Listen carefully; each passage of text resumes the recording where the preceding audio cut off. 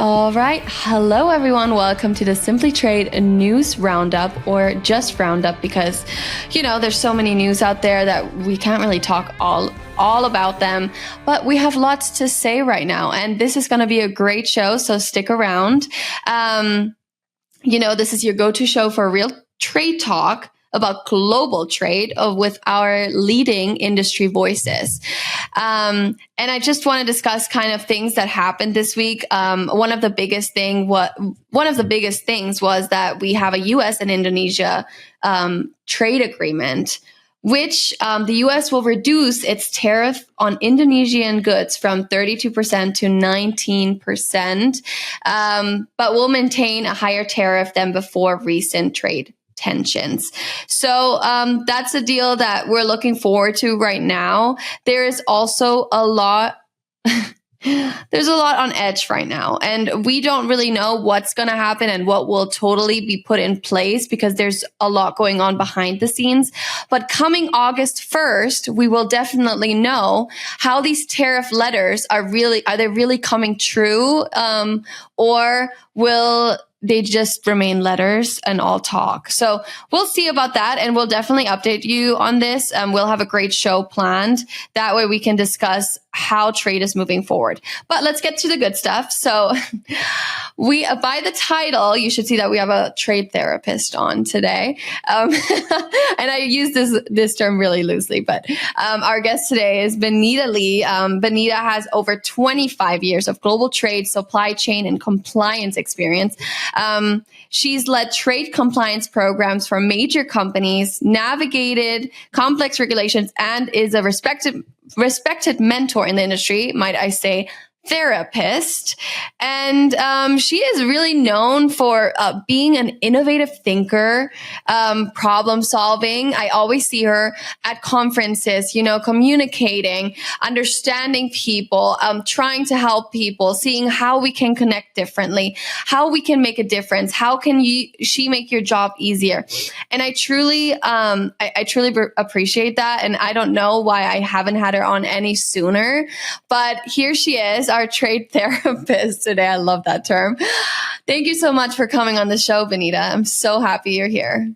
I'm so excited, Annik, and thank you so much for your kind words. When you hear someone talk about how they perceive you, you're just like, oh, wow, thank you.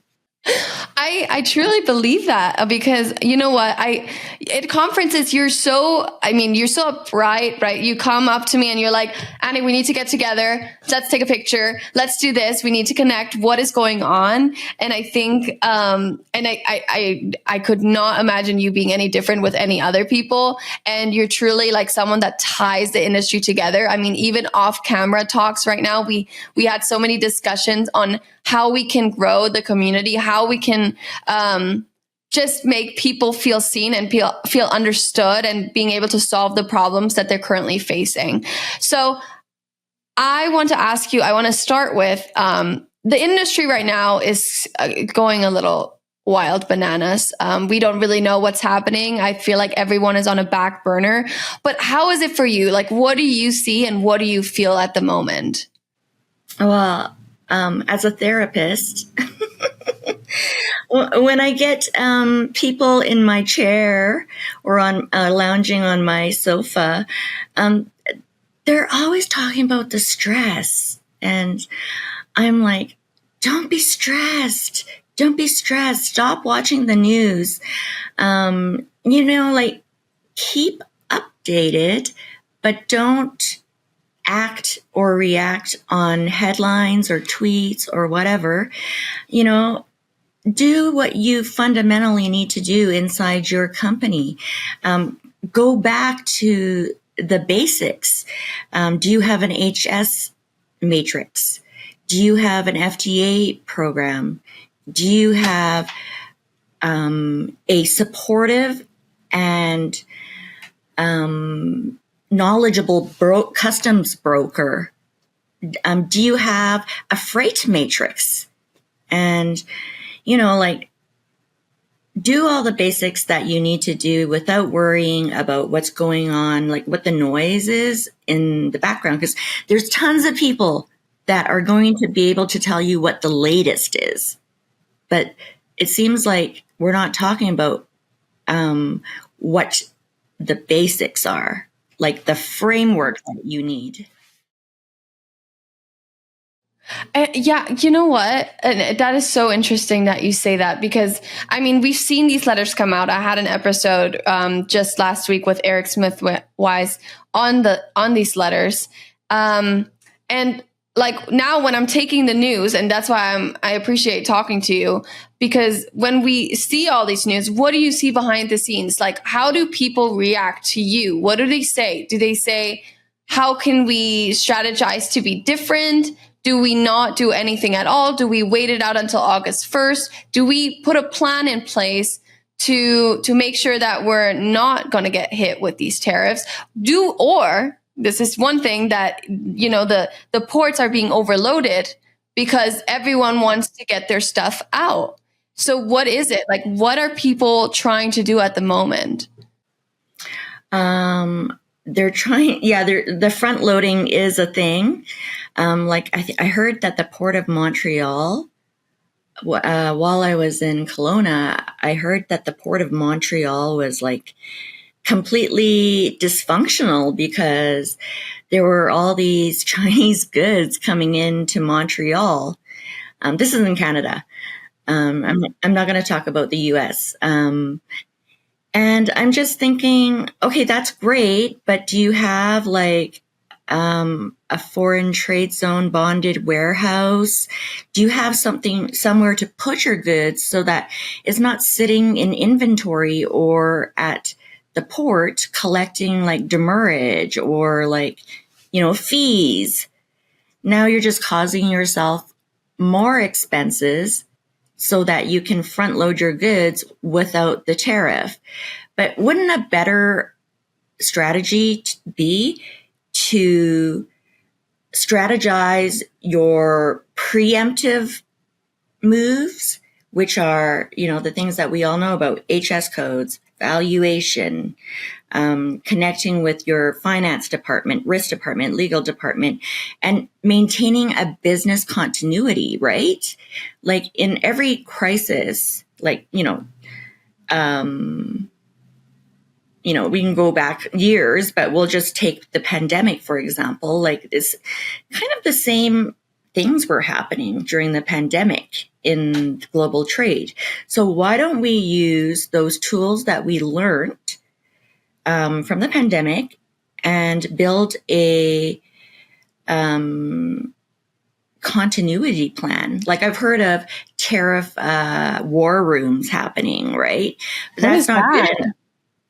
Tariff war rooms is like, they've got charts and graphs of like what Trump said, what letter came out, what Oh my God. Liberation Day, and what, you know what I mean? Like, most of that stuff doesn't impact every single organization, right? Yeah. Like, like the Vietnam thing, that's going to impact you if you're like a Dell and you're sending your laptops to Vietnam to get assembled, and then you're bringing it back to Canada to put the cybersecurity and all the other stuff on, and then you're sending it into the US. Now it affects you, right? But like, sit down and look at your trade lanes and look at your flows, and do some supply chain mapping. Don't just have a war room where you're monitoring every single headline that comes out. That's being reactive. We want to be proactive, right?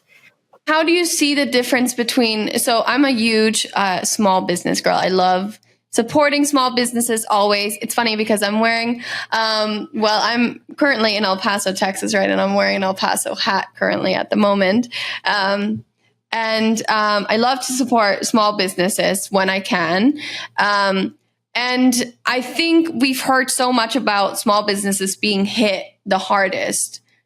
Well, because they don't have as many funds, right? So if if they're importing from China, like they can't afford their they can't afford their tariffs. Rather, the big company might have a little bit more assets that they could afford it or pass it on to the consumer. In small businesses, it's hard to pass something like that onto the consumer because people might get it cheaper from a big business. So what do you see in that kind of sense? Do you hear a little bit of stuff of small businesses failing or not being able to continue or struggling with these kind of, industry changes? Well, not just small businesses, and I'm going to wear my hat too, because it's a small business as well. This is, I love that. I love it. Compliance. Yes. What does it say? It says, because you won't make it in prison. Oh my God. I love that. Yeah. And you know what? That's why you need to get trained, people. I'm sorry. Exactly. No, this is from a compliance store. She's on LinkedIn. I'll hook you up to her so you can check out her merch. Please. She's a small business in the US. For the Canadian small businesses that I'm seeing, oh man, yeah, you're right. They don't even have supply chains. Like they're doing it all themselves. And when I see someone in that situation, like depending on where they are, Annik, I provide, like I don't really market this anymore, but I provide ad hoc pro bono services for small businesses, right? That, honestly, they just have like a few goods. They're like just a pop-up store. Depending on what good they're selling or what inputs they're bringing in, they have a hard time. And, with the tariffs, it's like, and in this in-between phase where, the Congress is deciding whether the IEPA is, enough, justified, they have to pay their tariffs, and the brokers that they have are also smaller and are helping them to do that. But things have become so overpriced, and that system of like getting cheap things from the Asias, bringing it into Canada, selling it at your little tiny small store, that it doesn't work anymore, right? And so there's so many of them, and I have a small business Saturday post that I'd really like you to like maybe we can do that together, like do a collabo. And sometimes they can be they're from all different places, these small businesses that I highlight on the Saturdays. So maybe we can get together and, bring highlights to businesses that can't afford advertising, that can't afford supply chain, can't afford trade compliance people. Yeah. Yeah, it is. It is tough. And you know what? So there's so much uncertainty at the moment, right? Uncertainty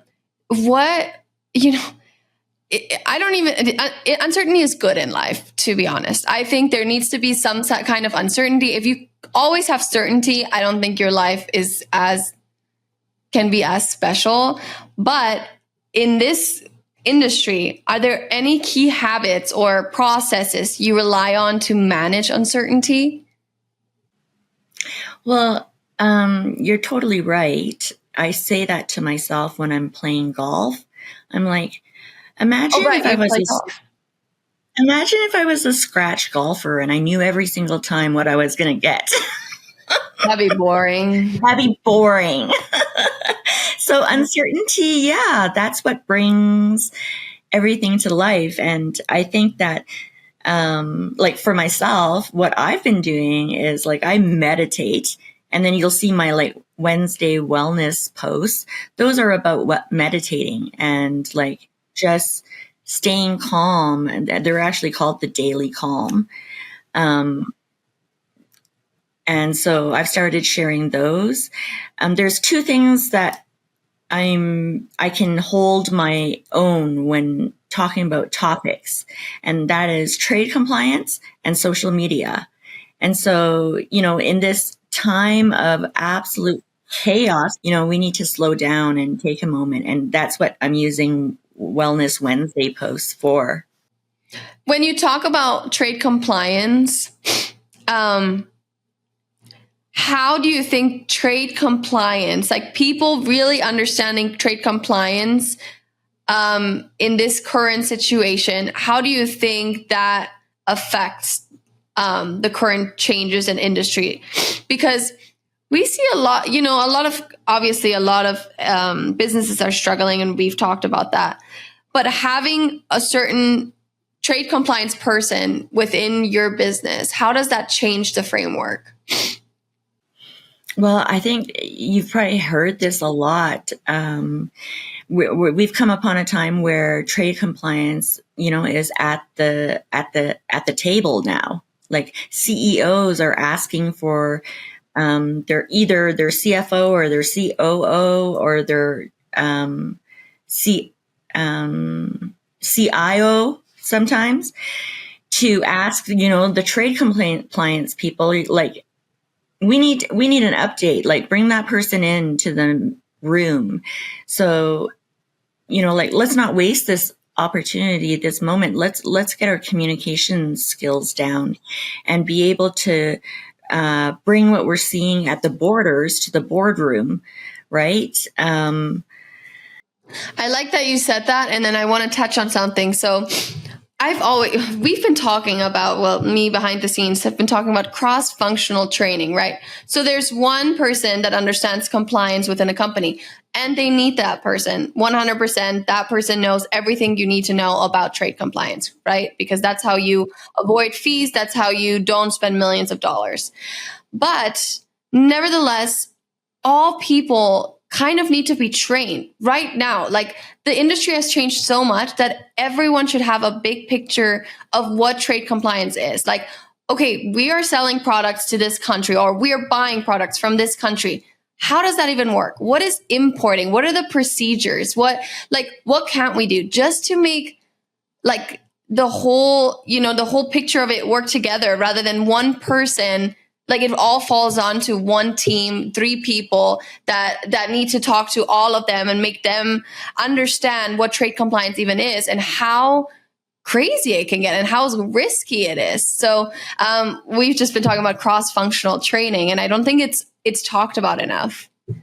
Yeah, I think how I got my cross-functional training was, I spent a lot of my career in supply chain. So purchasing, contracts, logistics, and then trade.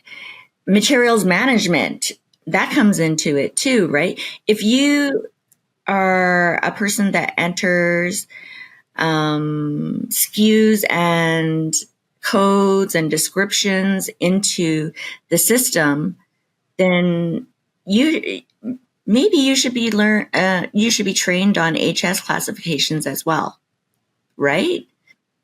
And then with procurement, you're in procurement and you do all sorts of contracts, and you keep the contracts, you speak with the contract specialist, but do you know how to procure broker services or freight services or surety bond?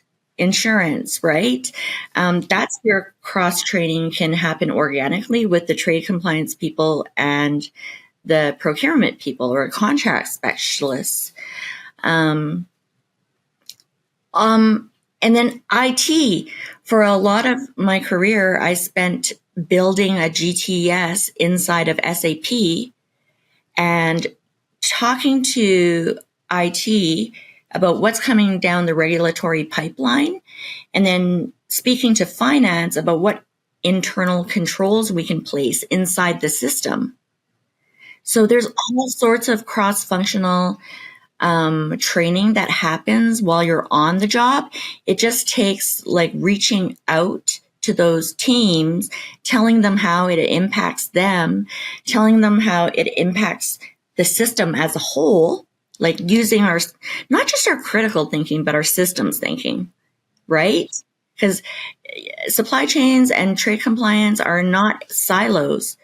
It takes the entire company with people in different disciplines to put the whole thing together. When I enter a company, I always start with that trade compliance framework that I shared with you. Yes, and please enlighten us what it is and how it works and how it's been successful. You think? Yes, if you want to share that with us.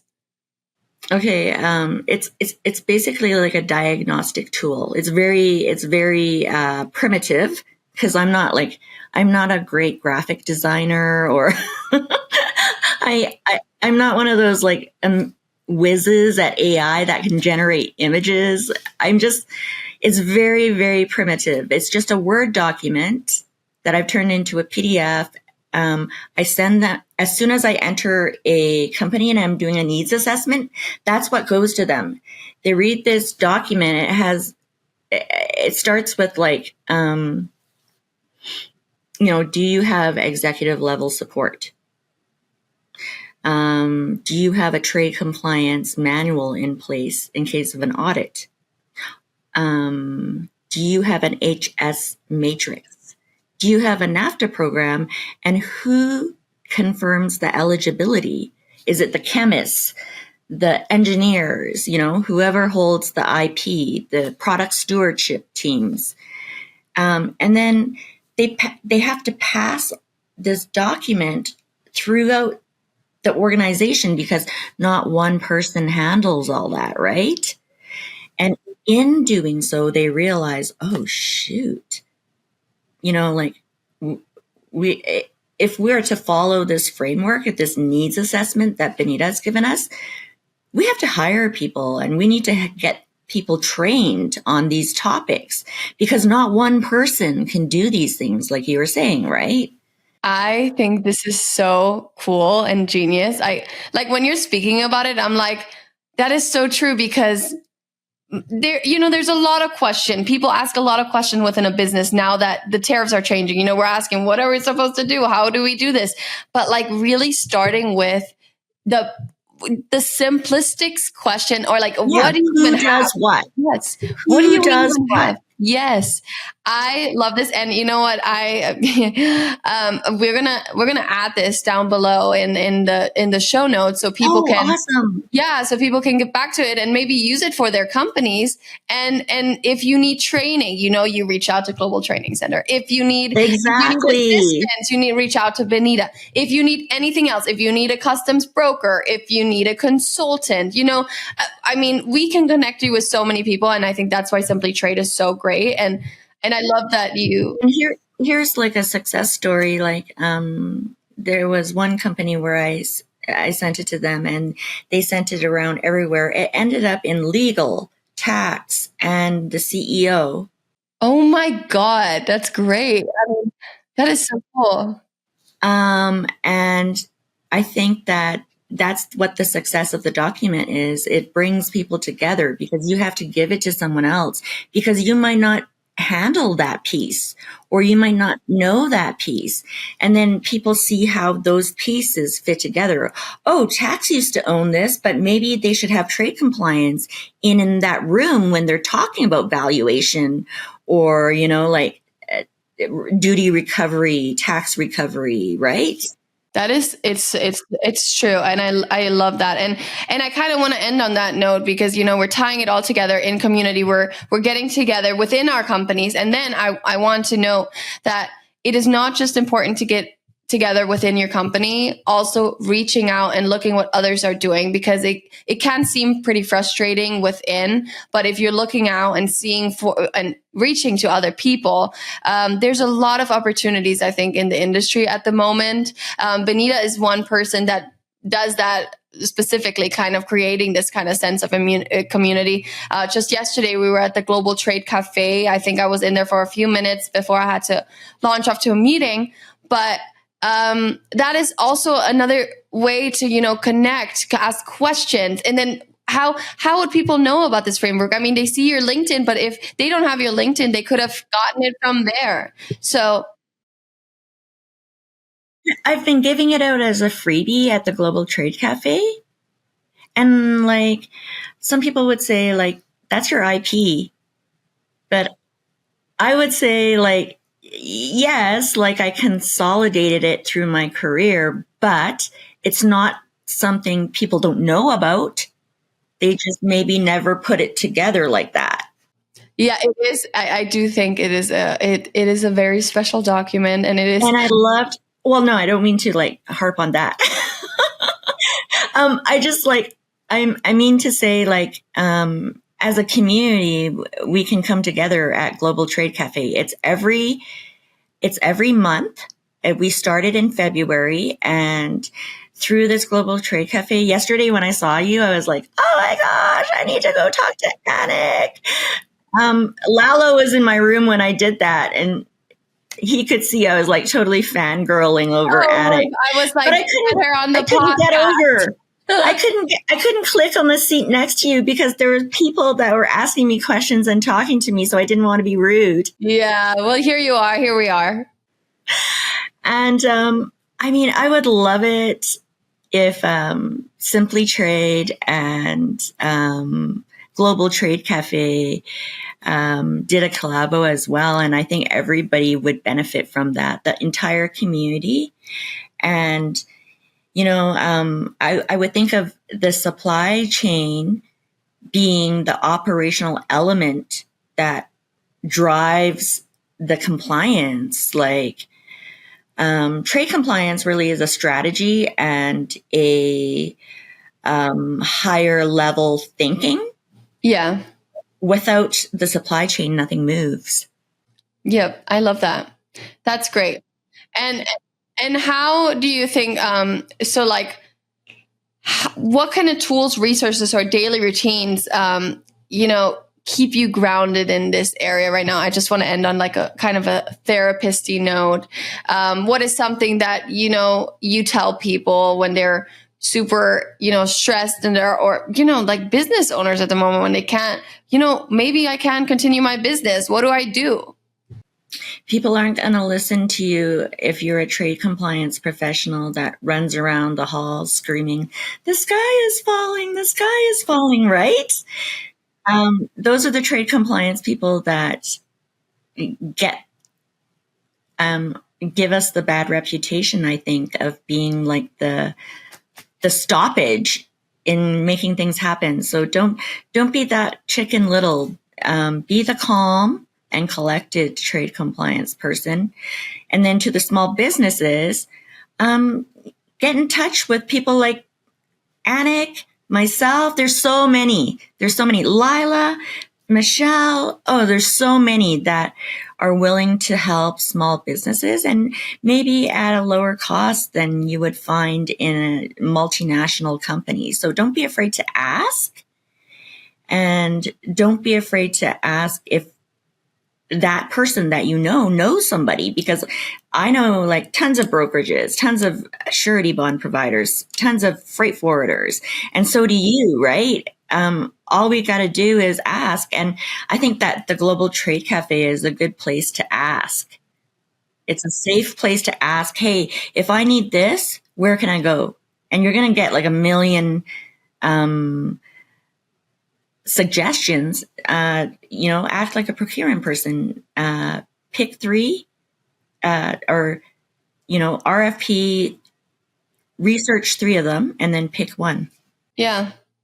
Well, Benita, this conversation has been so great, and I'm so thankful that you came on and gave your expertise and therapist, trade therapist. I think that's the perfect role for you because you gave exactly that. And I hope this episode gave some people more hope, gave some people calmness, and moving forward, because these next few episodes will a little bit be more hectic because we don't know what's happening coming August 1st, you know, and it's coming very soon. So we'll talk on that next time. For now, I want to say goodbye to our listeners and thank you so much, Benita, for everything.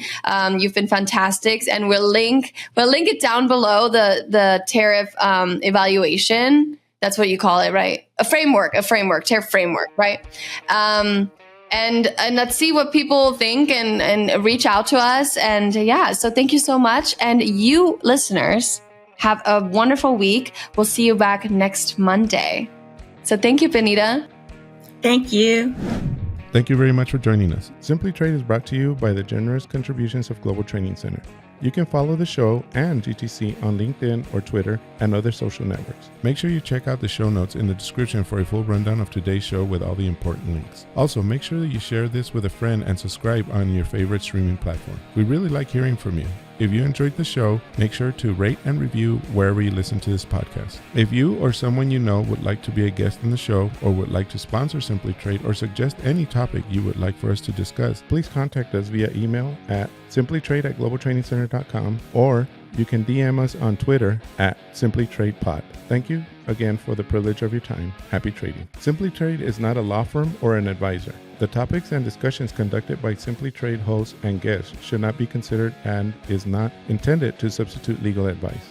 You should seek appropriate counsel for your own situations. These conversations and information are directed towards listeners in the United States for informational, educational, and entertainment purposes only and should not be substituted for legal advice. No listener or viewer of this podcast should act or refrain from acting on the basis of information on this podcast without first seeking legal advice from counsel. Information on this podcast may not be up to date depending on the time of publishing and the time of viewership. The content of this posting is provided as is. No representations are made that the content is error-free. The views expressed in or through this podcast are those of the individual speakers, not those of their respective employers or Global Training Center as a whole. All liability with respect to actions taken or not taken based on the contents of this podcast are hereby expressly disclaimed.